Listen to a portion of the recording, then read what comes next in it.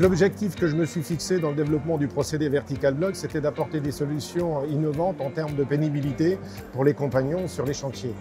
Donc je suis resté sur une solution bloc aggloméré qui est fabriquée sur des process identiques aux blocs traditionnels, mais en 15 cm d'épaisseur, contrairement au bloc habituel de 20. L'avantage de ce système, c'est son épaisseur, parce que ça permet d'apporter des solutions intéressantes au niveau thermique dans la mesure où on a réduit de 25% l'épaisseur du porteur. En fait, les performances thermiques vont reposer exclusivement sur le doublage, sans pour autant détruire les surfaces habitables. Alors l'autre avantage, c'est du point de vue environnemental, par le fait qu'on peut mettre davantage de mètres carrés sur un camion, donc ça limite les coûts de transport. Comme on a recours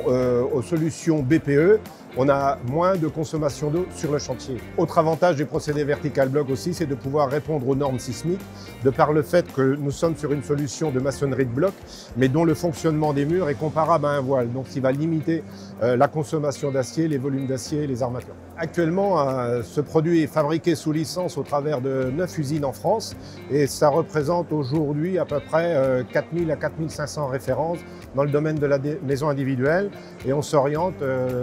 depuis peu vers le petit collectif. Pour venir compléter donc, le procédé Vertical Block, il y aura sur le marché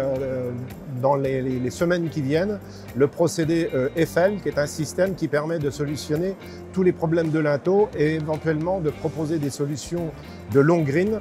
pouvant être utilisées sur une longueur de 5 mètres sur des maisons de R+1.